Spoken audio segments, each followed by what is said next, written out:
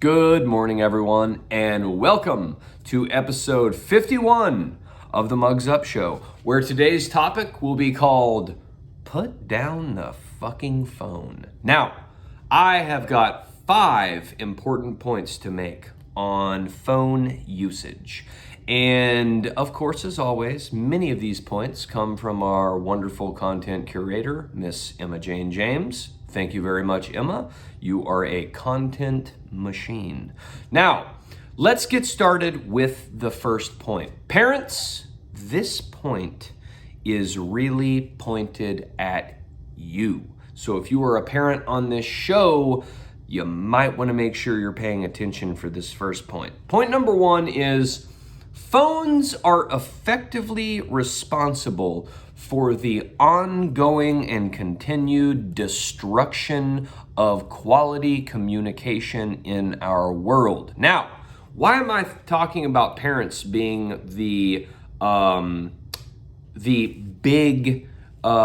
person we're really pointing at here? Well, because we see the destruction of communication ability within the younger generations of our population.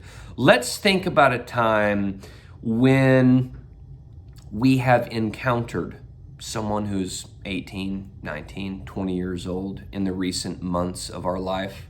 Let's say we walk into a place of business and there's an 18-year-old behind the counter. And as soon as you walk in, you look at them and they're just staring at their fucking phone and they're scrolling. You can tell they're scrolling Facebook or Instagram or some bullshit. They don't even know you've walked in the door yet. And then, as someone of the older generation, or older than me even, would do, who was taught how to communicate, you walk through the door and you say, "Hey, how's it going?" And all of a sudden they're fucking startled because they had their face crammed in their phone, and they're startled and they look up and they're like, hi. And you're starting to think, oh my God, have I scared this human? Are they absolutely mortified? Do they think I am a fucking psycho? What's going on here? And then you say, "My name's Austin. What's your name?" And then you get that same kind of response. They go, hi, my name's David. And you're like, oh, that's right. This is an 18-year-old who at the age of 3 was given a cell phone, and he spent the last 15 fucking years of his life with his face crammed in the damn thing. Parents, don't do that to your kid. What the fuck are you doing?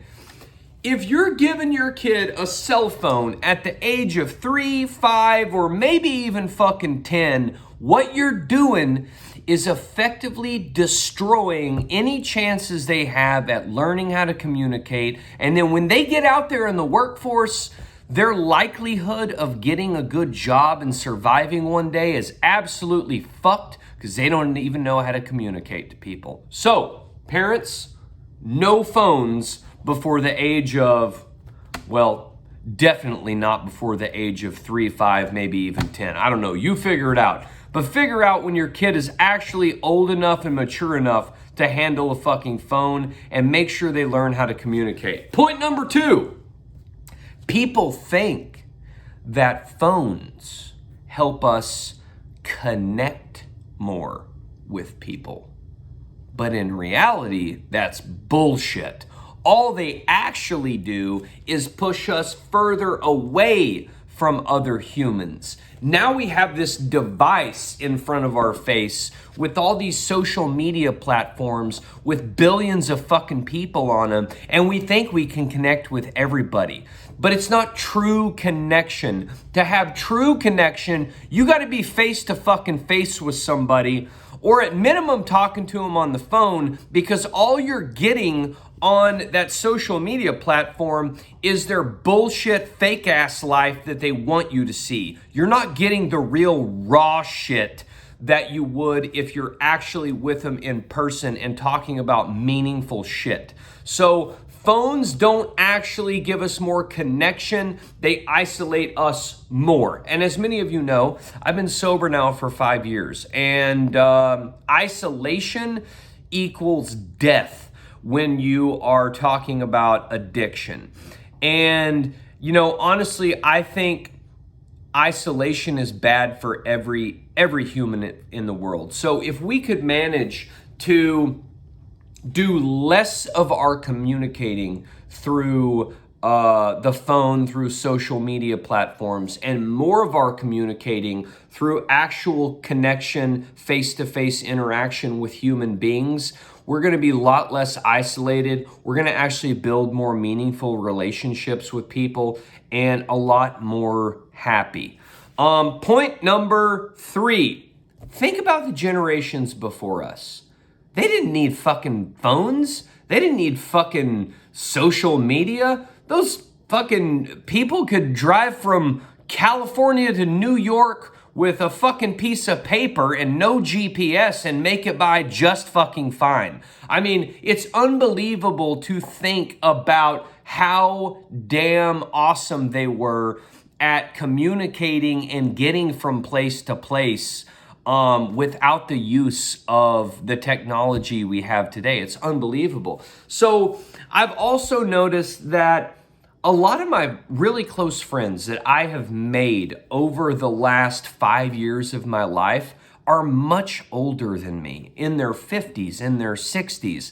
And these are people that I consider very, very close friends.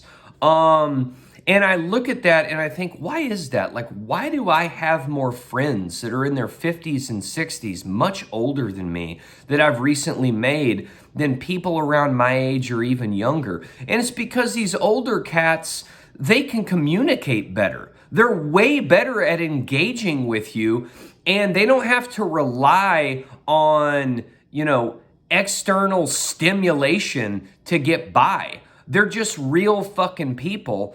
And we should take a chapter from that book and implement it in our own life. They're great communicators. They're great at engaging with people. That's why we're so attracted to them, and that's why we enjoy being around them so much.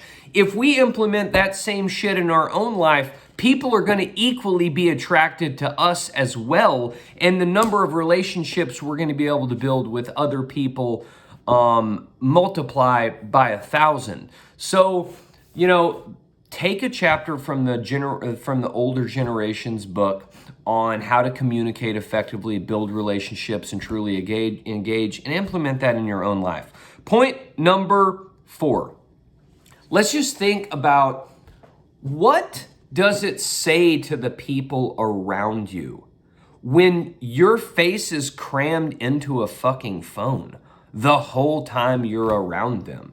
You're at your house. You're sitting at the recliner. Your living room is full of family members. Everybody's talking. Some of them are talking to you, and you're right here with your phone. And you're like, yeah. Oh, that's funny. No, I don't think so. What'd you say? That's the kind of bullshit that they're experiencing on the other end. And so think about what they think about when this is how you're engaging with them. What they're thinking is, geez, this motherfucker Austin thinks that Facebook is much more important than anything I have to say. Why the fuck did I drive 200 miles to come see this son of a bitch if he was just gonna have his face crammed in Facebook? That's what people think. Think about when you're out to dinner with your spouse, and same thing. Either your face is crammed in your work emails or it's crammed in Facebook or Instagram or whatever. Same thing. Your spouse thinks whatever he is looking at right now on the internet or whatever she's looking at in her work emails or reading in her work emails is much more important than this dinner that we are having together, and much more important than engaging with me and talking about our own lives together. not good at all. People are going to quickly be turned off by you if you care more about what's on your fucking phone than you do engaging with them. Point number 5. We need to have parameters. Let's wrap this whole topic up and let's set some parameters. So what do those parameters look like for you with phone usage? Fuck, I don't know. You're an adult. You can set some healthy parameters for yourself. I don't need to tell you what those look like. I can tell you what mine look like. What I try to do, and I don't always succeed at, but what I try to do and I succeed at, I don't know, at least 50% of the time, is I try to look at my phone in the morning, 20, 30 minutes, get caught up on what's going on in the world of social media because it's so fucking important. So I give myself 20 to 30 minutes to get caught up on that stuff. Then midday, give myself another little phone break, get caught up, get plugged into the outside world. Once that 20 to 30 minutes is up, I move on about my day. And then once again in the evening, I do that same thing. Now, like I said, I might accomplish this 50% of the time, but at least I'm trying. At least I try to have some parameters, and you can do the same thing. And I guarantee you, if you set some healthy parameters and you go by them most of the time, your ability to connect with others and the relationships you build and friendships you build are going to be much, much more meaningful and strong. And the people around you are going to actually think that you give a fuck about them. So with that, mugs up. It's easy to slurp cold coffee. This is like the 5th fucking take of this show, so I'm almost out and it's cold, but that's okay.